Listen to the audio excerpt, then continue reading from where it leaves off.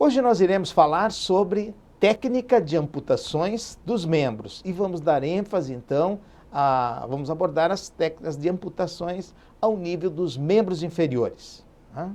Então, nós vamos começar falando, como eu já falei, desde extremidades na parte mais distal, né? E vamos falando dos vários tipos de amputação ao nível do pé, daí ao nível, né, do tornozelo, da perna, do joelho, né,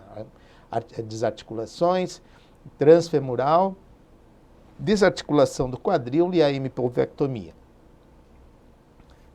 Como sumário, o que nós iremos abordar? Considerações iniciais, a epidemiologia e as indicações, quais são os princípios gerais, né, que estão por trás das amputações,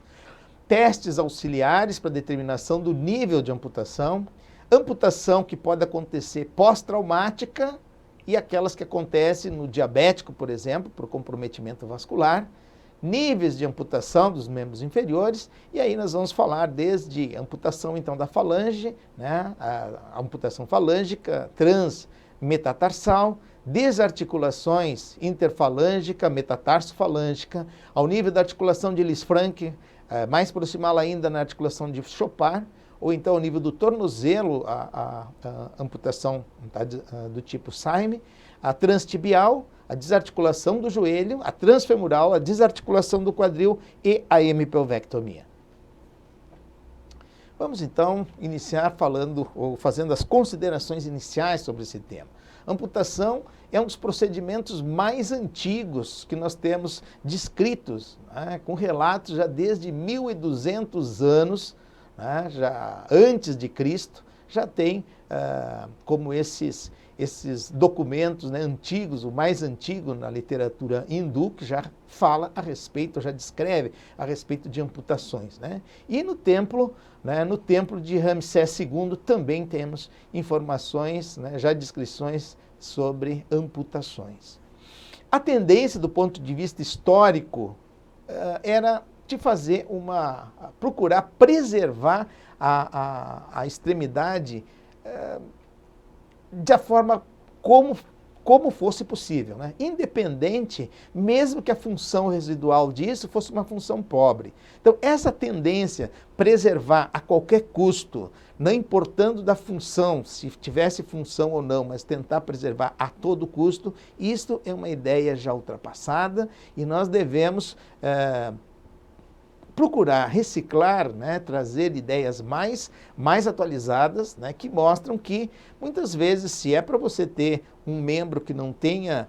função, né, residual, ou que vai ser muito comprometedor, com dor, com qualidade ruim de pele, é preferível, obviamente, que os resultados, né, sobre o impacto sobre a qualidade de vida desses indivíduos serão muito piores se tentando preservar a qualquer custo, muitas vezes colocando em risco a vida do paciente em situações onde nós temos infecções extremamente graves que não conseguem ser controladas, em pacientes, como a gente tem comentado, pacientes diabéticos, que muitas vezes você pode, nessa tentativa de preservar a qualquer custo, muitas vezes você acaba pagando com a vida do paciente, né? Com uma septicemia, enfim, com complicações outras que acabem levando esse paciente à morte por postergar uma amputação que seria a indicação mais adequada no caso. Então, havia pouca essa aceitação por parte do paciente, porque o paciente também ele se sentia, ele tinha uma característica de se sentir inválido a partir do momento da amputação. E também o médico aceitava muito mal isso antigamente, porque parecia que se ele não salvasse aquele membro, isso seria um exemplo, né, uma marca do seu fracasso, né, em termos